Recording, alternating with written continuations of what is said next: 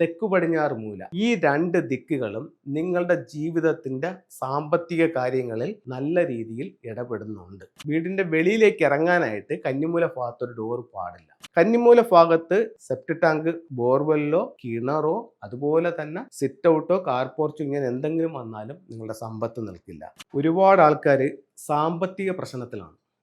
ചിലർക്ക് സമ്പത്ത് വരുന്നില്ല, ചിലർക്ക് വരുന്നത് ഇരട്ടി കൂടുതൽ ചിലവായി പോകുന്നു. ഇത് നിങ്ങളുടെ വീടിൻ്റെ വാസ്തുപ്രകാരമായ കാര്യങ്ങൾ കൊണ്ടാണോ സംഭവിക്കുന്നത് എന്ന് നോക്കാനായിട്ട് നമുക്കത് മനസ്സിലാക്കാൻ പറ്റും, നമുക്കത് എങ്ങനെ നോക്കാൻ പറ്റും എന്നുള്ളതാണ്. അപ്പോൾ ആദ്യം നമുക്ക് അറിയേണ്ടത് ഒരു വീടിൻ്റെ പ്രധാനപ്പെട്ട ദിക്കുകൾ, അല്ലെങ്കിൽ വീടിൻ്റെ ഓരോ ദിക്കുകളും നമുക്ക് കൃത്യമായിട്ട് പറയാനായിട്ട് സാധിക്കണം, അല്ലെങ്കിൽ അറിയാനായിട്ട് സാധിക്കണം. നിങ്ങളുടെ കിഴക്കേത്, തെക്കേത്, വടക്കേത്, പടിഞ്ഞാറേത്, ഈസ്റ്റ്, വെസ്റ്റ്, സൗത്ത്, നോർത്ത് ഭാഗങ്ങൾ മനസ്സിലാക്കാനായിട്ട് സാധിക്കണം. എന്നിട്ട് അതിൽ ഈസ്റ്റും സൗത്തും കൂടെ കൂടിച്ചേരുന്ന സൗത്ത് ഈസ്റ്റ് കോർണർ, അതായത് തെക്ക് കിഴക്ക് മൂല, രണ്ട് തെക്കും പടിഞ്ഞാറും കൂടെ കൂടിച്ചേരുന്ന തെക്കു പടിഞ്ഞാറ് മൂല, സൗത്ത് വെസ്റ്റ് കോർണർ, ഈ രണ്ട് ദിക്കുകളും നിങ്ങളുടെ ജീവിതത്തിൻ്റെ സാമ്പത്തിക കാര്യങ്ങളിൽ നല്ല രീതിയിൽ ഇടപെടുന്നുണ്ട്. ആ ദിക്കിൽ വരുന്ന ഏതെങ്കിലും തരത്തിലുള്ള തകരാറുകൾ നിങ്ങളുടെ സമ്പത്തിനെ ഇല്ലാതാക്കുകയോ അല്ലെങ്കിൽ നിങ്ങൾക്ക് വലിയ കടബാധ്യതകൾ ഉണ്ടാക്കി തരാൻ അതുമൂലം കഴിയുകയോ ചെയ്യുന്നുണ്ട്. അപ്പോൾ ആദ്യം കന്നിമൂല നോക്കാം. കന്നിമൂല ഭാഗത്ത് നിന്ന് ഒരു പുറത്തേക്കുള്ള ഡോർ അല്ലെങ്കിൽ അകത്തേക്കുള്ളൊരു ഡോറ്, വീടിൻ്റെ വെളിയിലേക്ക് ഇറങ്ങാനായിട്ട് കന്നിമൂല ഭാഗത്തൊരു ഡോർ പാടില്ല.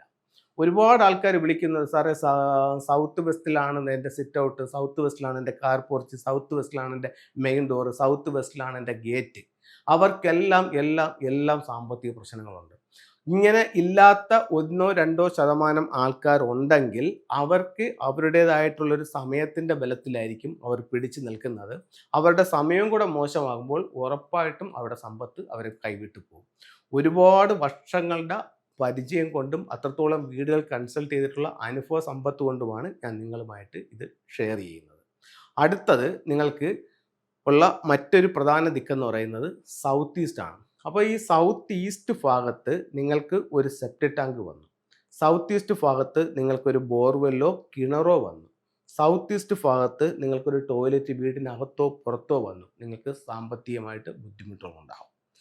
അത് ടോയ്ലറ്റ് വന്നാൽ അതിനെന്താണ് പരിഹാരം എന്നുള്ളത്, അതിനകത്ത് ഒരു റെഡ് ലൈറ്റ് കൊടുക്കുക ഫുൾ ടൈം. എന്നിട്ട് നിങ്ങളുടെ സ്വീകരണ മുറിയുടെ സൗത്ത് ഈസ്റ്റ് ഭാഗത്ത് ഫെങ്ഷുയിൽ ഉപയോഗിക്കാവുന്ന വെൽത്ത് സിമ്പിൾസുകൾ ഉപയോഗിച്ചുകൊണ്ട് അതിനെ കറക്റ്റ് ചെയ്യാൻ പറ്റും. ആ സിമ്പിൾസുകൾ ഈ പ്രോഗ്രാമിൻ്റെ ലാസ്റ്റിൽ ഞാൻ കാണിച്ചു തരാം. അടുത്തത് സൗത്ത് വെസ്റ്റ് ഭാഗം, കന്നിമൂല ഭാഗം. കന്നിമൂല ഭാഗത്ത് നിങ്ങൾക്ക് ഈ പറഞ്ഞതുപോലുള്ള സെപ്റ്റ് ടാങ്കോ, ബോർവെല്ലോ, കിണറോ, അതുപോലെ തന്നെ അവിടെ സിറ്റ് ഔട്ടോ, കാർ പോർച്ചോ ഇങ്ങനെ എന്തെങ്കിലും വന്നാലും നിങ്ങളുടെ സമ്പത്ത് നിൽക്കില്ല.